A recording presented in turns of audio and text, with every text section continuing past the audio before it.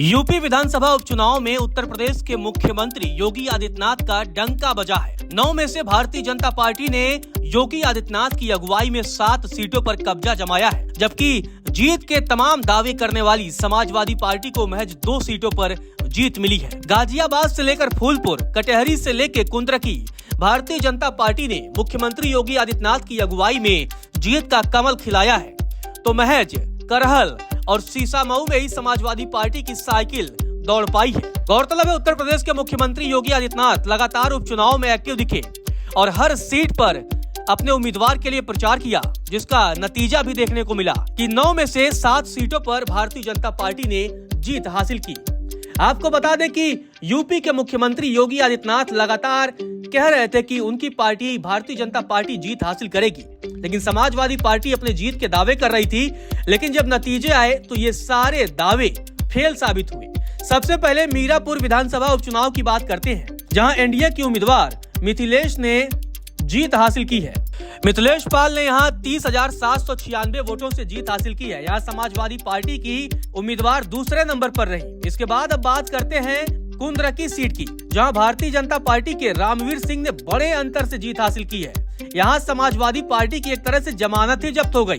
Bharatiya Janata party के उम्मीदवार को 1,70,371 वोट मिले, तो दूसरे नंबर पर समाजवादी पार्टी को महज 25,580 वोट ही मिले। बीजेपी के रामवीर सिंह 1,44,791 वोटों से जीते।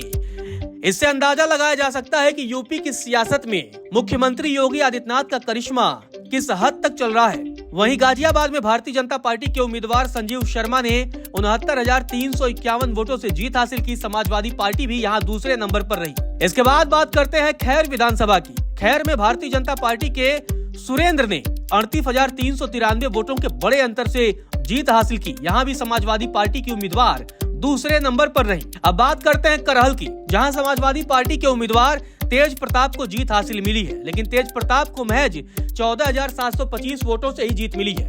यहाँ भारतीय जनता पार्टी के अनुजेश प्रताप सिंह ने तगड़ी फाइट दी। आप देखिए, तेज प्रताप सिंह को 1,04,304 वोट मिले, तो बीजेपी के उम्मीदवार भी तगड़ी फाइट में रहे और उन्हें 89,579 वोट मिले।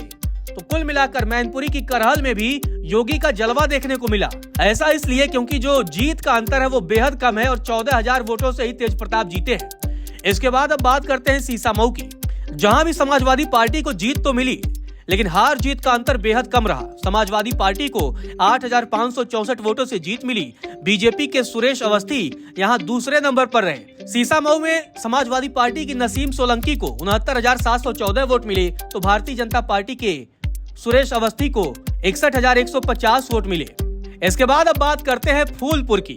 फूलपुर में भारतीय जनता पार्टी को 11,305 वोटों के बड़े अंतर से जीत मिली है। दीपक पटेल को यहां जीत मिली है। समाजवादी पार्टी ने यहां जीतोड़ मेहनत की, लेकिन समाजवादी पार्टी के मंसूबों पर मुख्यमंत्री योगी आदित्यनाथ के आगे पानी फिर गई और समाजवादी पार्टी को फूलपुर में भी हार का स्वाद चखना पड़ा। इसके बाद अब बात करते हैं कटहरी विधानसभा की, जहां भारतीय जनता पार्टी के धर्मराज निषाद ने 34,514 वोटों के बड़े अंतर से जीत हासिल की। यहाँ भी समाजवादी पार्टी दूसरे नंबर पर रही। इसके बाद अब बात करते हैं मझवा विधानसभा की। मझवा में भी भारतीय जनता पार्टी ने बेहतरीन प्रदर्शन किया और भारतीय जनता पार्टी के उम्मीदवार को यहाँ 4,922 वोटों से जीत मिली, जबकि समाजवादी पार्टी की ज्योति बिंद यहाँ दूसरे नंबर पर रही। तो कुल मिलाकर देखा जाए तो यूपी की जो 9 सीटों पर उपचुनाव हुए, वहां भारतीय जनता पार्टी को बड़ी जीत मिली है। 9 में से 7 सीटों पर भारतीय जनता पार्टी के उम्मीदवारों ने जीत हासिल की है। मुख्यमंत्री योगी आदित्यनाथ का जलवा देखने को मिला है कि किस तरीके से मुख्यमंत्री योगी आदित्यनाथ की अगुवाई में भारतीय जनता पार्टी के उम्मीदवारों ने 9 में से 7 सीटों पर जीत हासिल की है।